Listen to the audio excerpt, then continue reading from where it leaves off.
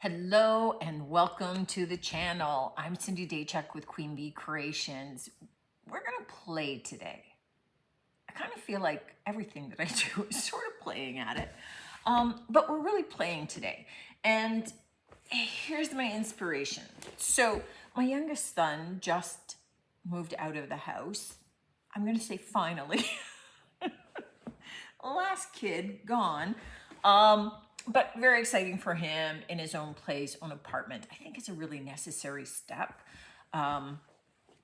just for the whole adulting process. So I'm excited for him, but it meant that he was finally forced to clean out his room. Lots of clothes that didn't fit him anymore, and tons that I donated. Tons I cut up for shop rags as well, so bonus for me. Because it just saves me buying a bunch. But there was this dress shirt. Now, I could donate it, but I decided that I would play with this instead. First of all, I often wear oversized shirts of my husband's, my son, just in the shop as a shop shirt. Just I get covered in paint. I get paint on. I'm still covered in paint, right? It's just everything I wear. So usually when I'm dressed here in the shop, I'm not wearing good clothes. I am probably wearing clothes that I bought at the thrift store, because then when they get covered in paint, and finally when I end up having to throw them out, although quite honestly I'm here with holes in my knees and things, I don't mind. And that way I can focus on the project and the process and not on keeping myself clean, if that makes sense. Keeping myself clean in here would be work. So having shirts that I toss on over top of something just sometimes saves the clothing that I am wearing, and I can get something covered. Usually they're patterned and I just wear them as is. I roll up the sleeves, I'm good to go. This one was white, and I decided that was kind of boring. And so then I was thinking about wanting to try dyeing some fabric. And I've used the paint and the DIY paints to be able to dye, in essence, kind of painting on furniture, cloth furniture, and some leather furniture. But I decided I'm going to tie dye, because why not? So the first thing that I wanted to do was take my elastics and just kind of start to create patterns. Now, I get that there are tie-dyeing experts out there, and there are tons of set ways of being able to scrunch your fabric and create patterns. And that's cool. I'm not agonizing over it. I'm just gonna kind of do what I did when I was a kid, and really what I do all the time here is I'm gonna fake it. So I'm just kind of looking at, I think if I scrunch that way, I'm not gonna get very much happening here. So maybe I will do, some circles. So these are just dollar store elastics. And the idea with this is that if you do the elastics tight, that part is going to stay the base color, in this case, white. And so you want to make sure that you really twist it up nice and tight. And at this point, I'm just using a dry shirt, because I would like to keep those lines pretty pristine, and having them dry means my paint isn't going to get in there as easily or as readily. I'm doing this one up higher on. I don't want to have a big circle. Well, I was trying to think of a delicate way of putting that, but I don't want to have big circles right in the boob line. I guess is really where it's going. Y'all know where I'm at with that one. But these looks of doing this kind of creates a bit of a bullseye pattern.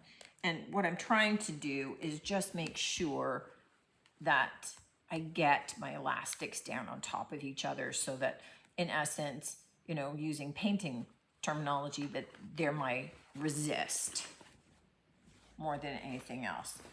So I'm gonna kind of do that on the other side, which has a pocket. Oh, it doesn't matter if it's perfect, right? Done is better than perfect.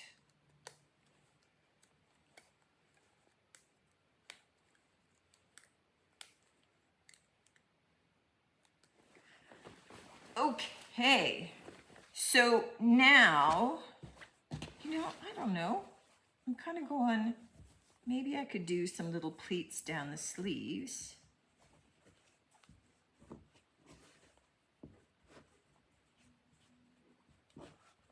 Have it sort of fanning out. I'm not sure how you do an elastic on that, however, but I'll fake it. I'll go at the sides.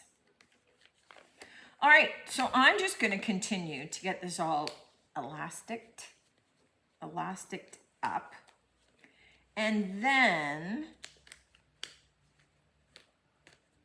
I'm going to take it to the sink and I get the whole thing wet and then wrung out. So I want it wet, but I don't want it dripping for, you know, the stage when I'm adding on my paint.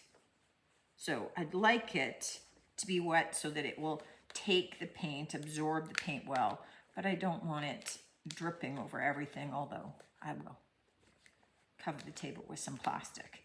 And I will bring you back in over top as well so that you can see a little better. But all that I'm doing right now is, you know what?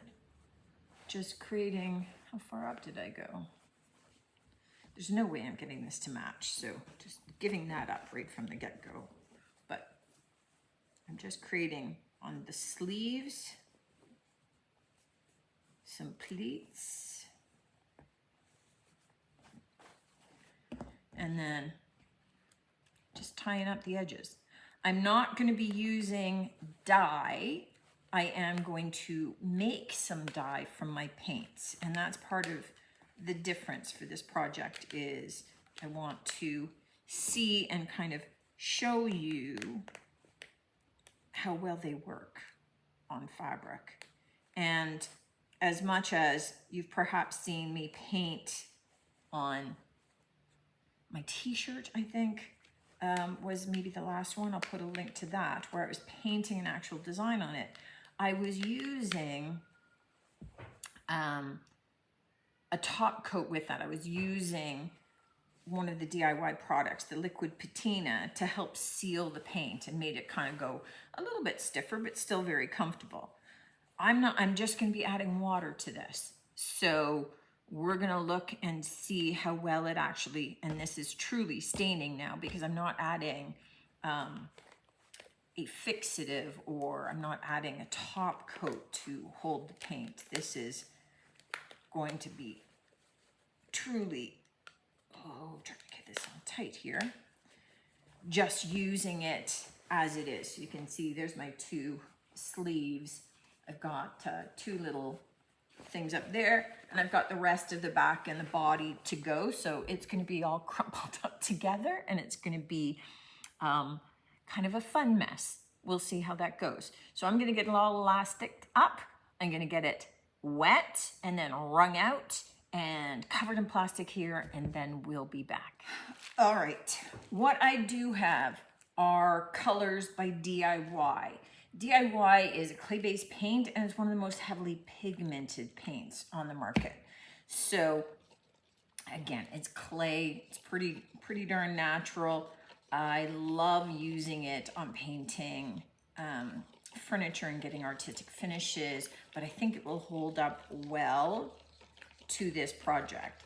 So just water in here. I've mixed up some Kissing Booth, some Bohemian Blue. There was just dregs in the bottom, so I just added water in there, but you can see how watery it is.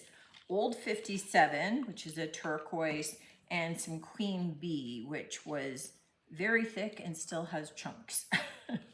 And that's the beauty of DIY paint, is that even when it gets dried out, you can reconstitute it with adding some water. So this is all kind of wrung out, but you know, it's still kind of wet.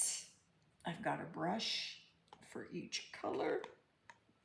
I just don't want to knock them over. And it is starting to paint. It's really kind of hard to tell where everything is since it's all scrunched up, but you can see I've got some sleeves here. Here's the collar, and then we just go to town. I think I'm going to start further away from me, however, because then I'm not going to be leading into the paint. So I don't know.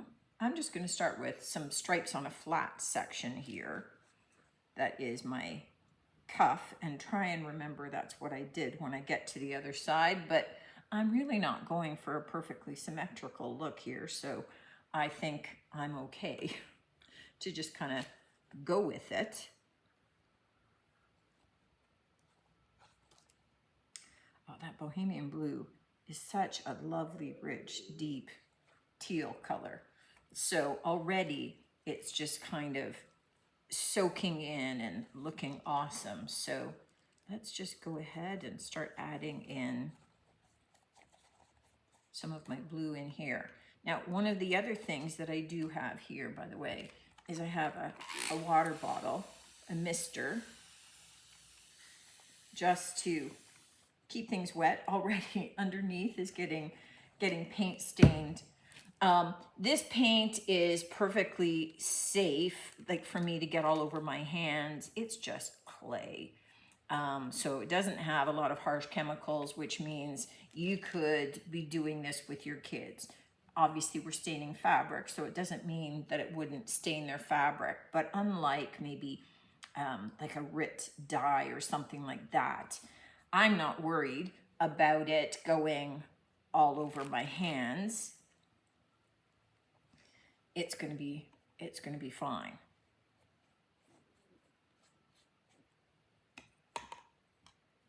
So really, all that I'm doing at this stage is adding paint, and kind of, I was going with, maybe there was a plan and I have abandoned that already. I'm going with, I am just painting whatever colors wherever I feel like it and going with that. And I think that that's the easiest thing, is just let it loose and don't worry about it. And just kind of let it do whatever it's going to do. So already I can see I'm getting, like the blue is bleeding in here. I'm getting green created, which is one of the things that I was hoping for with that. I have the back of the sleeve I need to get painted, and those colors are going to intermingle. So I'm just letting it do its thing, I think, more than anything else. So when you get to this, just start painting, and you can see already it was starting to dye over in the other sections. Oh, and I just created two blues because I was talking and I wasn't paying attention. It's okay. You are now yellow again.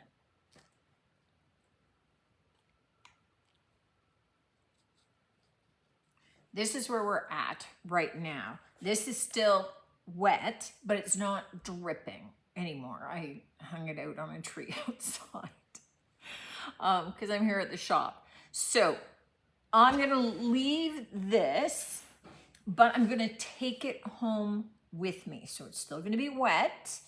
I'll toss it in a bag, I'll take it home, and I'm gonna put it in the dryer. and I'm going to put it on the dryer until it is bone dry. Now, I expect that it will still be damp in a lot of the folds when I come back tomorrow. That's okay, but I pretty much want everything else to be as dry as possible and heat set. We'll heat set it again once we undo our elastics and things. But at this point, I want to get some heat into it, and all I've got here is a heat gun. That could work, but I would be worried that it would melt my elastics or I'd burn my shirt. So I'm gonna take it home, put it in the dryer, bring it back tomorrow, and then we can open it up, see what we got, and go from there. I'm excited. All right, here's my shirt from the dryer, and it's had overnight to kind of sit. So the next step really is to pull off the elastics. Now, if they're too tight for you, you could take the little scissors and kind of cut them. Just be careful not to cut your fabric, obviously. I'm just kind of rolling mine off. I want to see these little triple guys.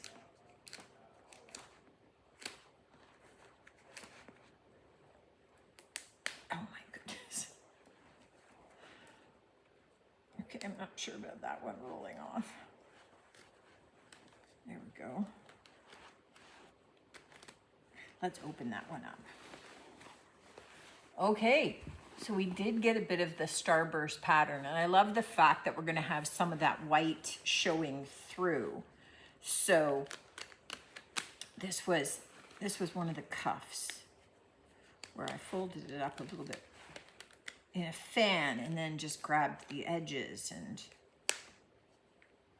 did them. So let's see what that looks like. Okay, that's pretty cool. I like that a lot. I like how, you know, we got the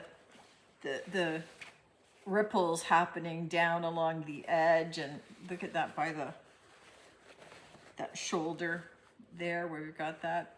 All right, let me take the rest of these off and give it a quick iron because it's just quick. And I just have a little tiny baby iron here. So let me do that so that it's a little bit easier to be able to see, and we'll see what we've got. But guys, I cannot begin to tell you how much I love this. All right, it's just so cute. Now, look at how the sleeves turned out. Just awesome. So front and back of the sleeves. Here's the front panel of the shirt. So we've got our big starburst here. It almost looks like flowers coming up from the bottom. And there's a little kind of sunburst from each side. And the back, it almost looks like flowers growing toward the sun. Oh, this is awesome. I am so excited to be wearing this.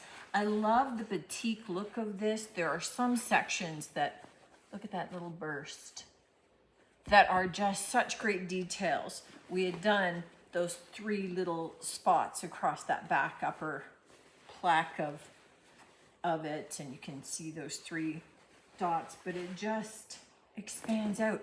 Look at this, this section here. They look like almost like daffodils or something growing up there. I am so excited for this. The cool thing about this is, you know, look at the soft pinks we've got. Look at the greens we have. We did not use a green paint. That's because the DIY clay-based paint is so heavily pigmented that it holds its own color, so that when we did the blue, that dark teal bohemian blue with that queen bee, that goldenrod yellow, they combined, and rather than becoming just a muddy kind of color, they combined on their own and became green. Remember the color wheel. So we've gotten a lot of colors that we didn't start with. just by virtue of that paint being so pigmented that it started creating its own thing happening. I love this. I'll take some closer pics for you so that you can see it a little bit more in its entirety. Maybe I'll just do a video of me wearing it. I don't know yet. But so cool. And this, now it's been heat set with the dryer. It's been heat set with the iron. Okay, not super hot because it's a little tiny iron, and it's not the best ironing job because there's no ironing board here. I'm trying to do it on a flat tabletop, so it's a little bit more challenging, but super fun, super cool. And this is going to be color fast. If you're worried about it, when you dilute the DIY paint with some water, you could toss in a little bit of liquid patina. Don't use all liquid patina because you don't want it to go super stiff, but you could use a little bit, and that would help set it as well, do the heat setting, do all that kind of fun stuff. If you were really concerned about it, what you could do now before you would wash it is put it into a water bath with, let's say a cup of vinegar.